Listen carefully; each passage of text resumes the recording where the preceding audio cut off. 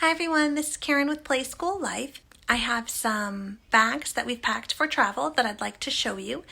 I am traveling with an almost 7-year-old, an almost 4-year-old, and a 10-month-old. And this first leg of the trip, my husband will be there, but then the 2 road trips and the reverse flight, I'm going to be on my own with the kids. So we like to prepare for a lot of different stuff, but we also like to keep our stuff minimal. So if you'd like to see what we pack, please check us out, and I'll talk a little more about some of my experiences at the end of the video. To start with, on the outside, we have baby Tylenol. We always bring Tylenol. You get up in the plane and find out someone's ear hurts, someone smashed their finger and didn't tell you, a baby is teething. So one thing, I know their doses at their current weight and a syringe to administer it. I also put my Zyrtec in here in case I have an allergy to something on the plane, like if someone brings a cat on the plane. And in the next pocket is a little surprise. This will give us a good 20 minutes of not whining. Ring pops last longer and they're a little more fun, so that is a nice surprise for them on the plane when we need a surprise. Next is gum for takeoff, landing, or please, please, please, let's not whine. 3 pens, a pen for each child and a pen from me. This way they could draw, they could doodle, or more importantly, I could fill out any paperwork I need to. Quite often when I'm traveling to Hawaii or internationally, there is paperwork to fill out. There is a water bottle per child. I know what you're saying, a water bottle, that's brilliant. Then you could fill it on the other side of security. Wrong. We could fill it at home. When you're traveling with children, you are allowed to bring open liquids.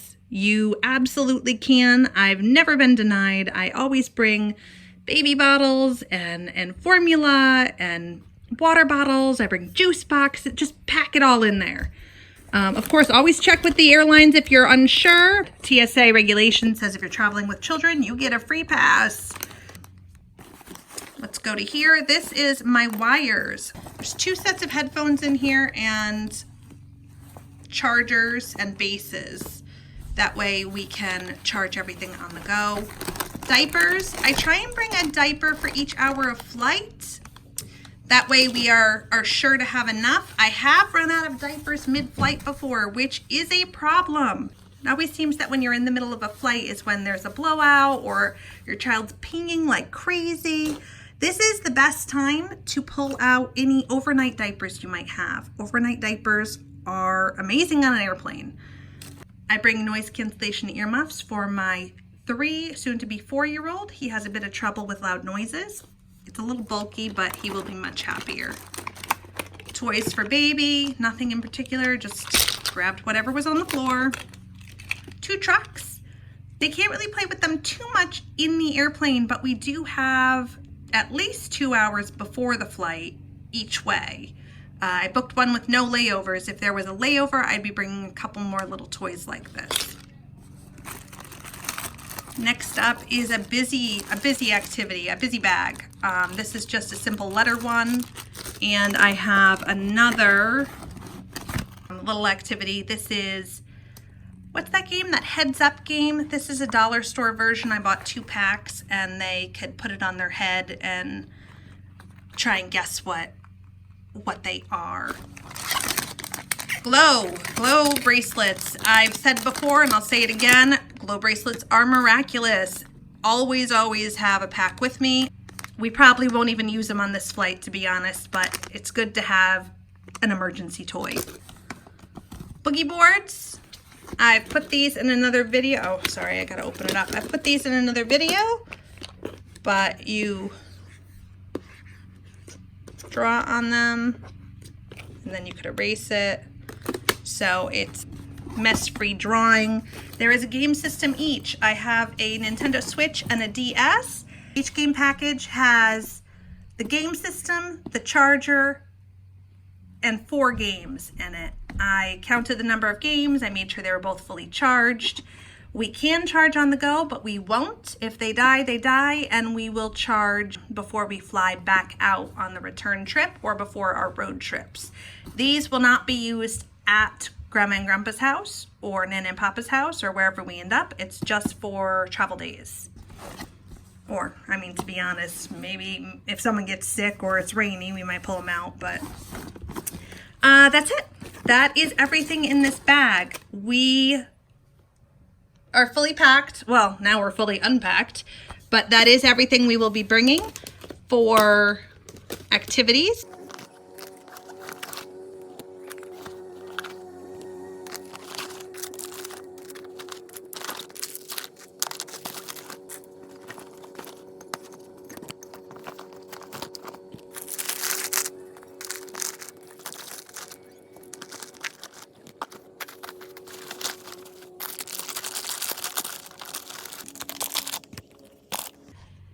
So what's left to put in is a few more diapers. I did forget to show you, I have a couple extra bags.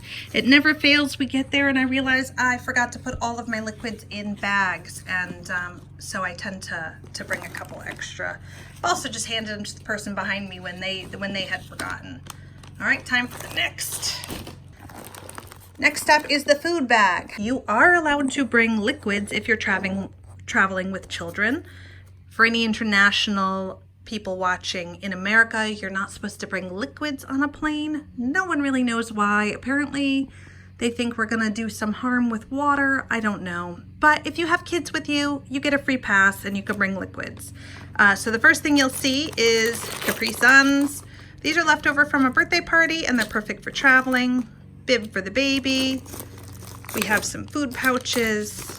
Too many, we won't go through all of these, but for baby food, you can't run out. If they're hungry, they're hungry. Gummy snacks, baby mum-mums.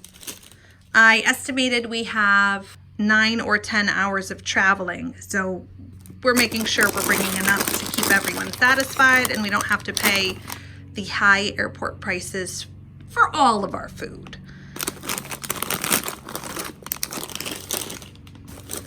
Special treat. Normally I wouldn't bring anything this bulky, but for some reason I bought them. It was a silly move, but we already own them now. I think there should be treats for my husband because he gets cranky if he doesn't have enough food. The kids and the husbands, they get cranky. More ring pops. Probably gonna save those for the return flight. A few granola bars, some trail mix, some hard candy. My family, my husband and my oldest son love peppermint candy, so. And espresso trail mix, that one's mine. Anyways, so that's our bag for food. And don't forget the baby spoon. We also have my purse. This is new for this trip. The reason why I bought a fanny pack is because I don't have any hands. I don't have free hands for purses. They're just gonna fall off my shoulder and I already have that heavy bag on my shoulder. In addition, when I put this on my hip, the baby's butt could sit there, which is taking a lot of the relief off my arms. It's underpacked. We don't have much needed to go in here. Baby hair bow. I always forget to put hair bow on her. A selfie ring light because I'm going to do a couple pictures on the plane. My headphones. Kids don't touch these. Eye drops because the air is so drying, and floss because it never fails. You end up eating an everything bagel before the flight and you get poppy seeds stuck in your teeth and you wish if only you had floss. Inhaler or any other medication you might need, and a phone charger. A backup battery pack, I should say. In this pocket, hand sanitizer. Oh, the best. Whoa, awesome. Remember this. Another pen. No, oh, yeah, lip gloss. In the back pocket should just be, yeah, my wallet. I have a little wallet because I don't have any more room for crap. So that was our travel bag. I hope you got some great ideas out of it. I know that there are a million more things we could bring, but we don't need it. We won't use a bunch of that stuff in that bag. And I know we could take a few things out without any trouble, but I wanted to show you what we would do for a long flight with layovers. And that's it. That's what we would do. For this flight, I'll probably leave it the way it is because the things I would take out are so small it's not any trouble. We will also travel with an umbrella stroller, not a cheesy one. It's like the $120 umbrella stroller that's really, really portable. We'll gate check that. We will check with our luggage the car seats. For this trip, we're going to bring our travel car seat, which is a 5-point harness, lightweight car seat that was cheap from Walmart, and it's gotten us through so many adventures because the first time I traveled with a young child, I brought the heavy Graco car seat, and that was a mistake. So I picked up a cheap one from Walmart for every other trip since I've used it, and it's only 8 pounds, and it works great. We use it solely for traveling. We also have a backless booster for my oldest. At home, we keep him in a backed booster, but for traveling, we like to keep it a little more simple, and he is old enough for the backless booster. For my youngest, we will bring the infant car seat because that's what she is. She's still an infant, but we won't bring a base. We will just strap it in as is, or at my in-laws, I believe they have a base there that we'll use. So that's it. That's our plan, and hopefully you got some great information out of this video. I would love to hear about your summer plans. Are you going on any trips with kids? Are you thinking of going on trips with kids? Does the idea make you nervous, or are you excited to give it a try? A lot of people do get nervous.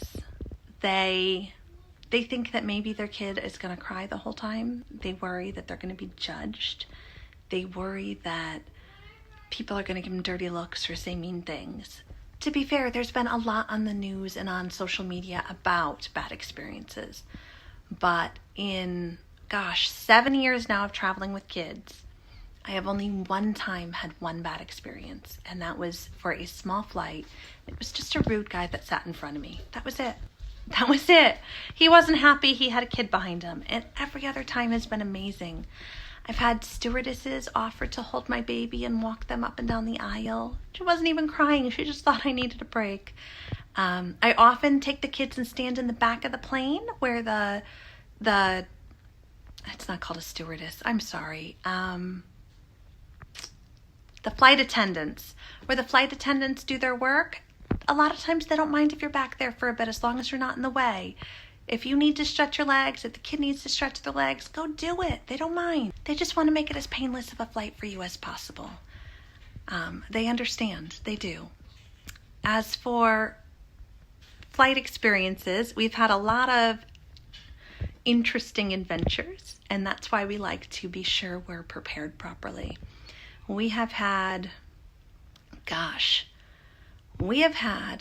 layover added in unexpectedly mid-flight, and it was supposed to be a 3 layover trip already, and it ended up being 4 layovers. I've had mid-flight on an international flight. It was an 8-hour trip. I've had both ran out of diapers on the first half of the trip, and then the second 8-hour flight, my son came down with an eye infection, cried the whole time, and had gunk in his eye. It was awful, but we did it. We made it, and he was fine, and we were fine, and we had a great trip after that. I have had the plane land and then take back off again, and an hour later, we finally got to deboard the plane. I've also sat on the tarmac for an hour and a half. I still don't know why. No idea. Another time I was traveling a military flight, and totally knowing this could happen, I ended up getting stuck in a place for a week waiting on another flight. It was fine. My son and I just had the one son at the time, we had a wonderful time, and we had made great memories. But because of all of these interesting experiences, we do like to be prepared, and we like to try and remember it's all supposed to be fun. It's not a big deal. Stuff happens. Just keep in mind you're in it for the adventure. And traveling with kids it can be very fun. It can be very rewarding for both you and your kids. Just get out there, do it. Have the experience. Most people are out there willing to help. People offer to push the stroller if you're alone. People offer to carry a baby. People offer to help you all the way to the back of the plane because that's where your seats are. I've had so much assistance. It's heartwarming to know that there's still wonderful people out there.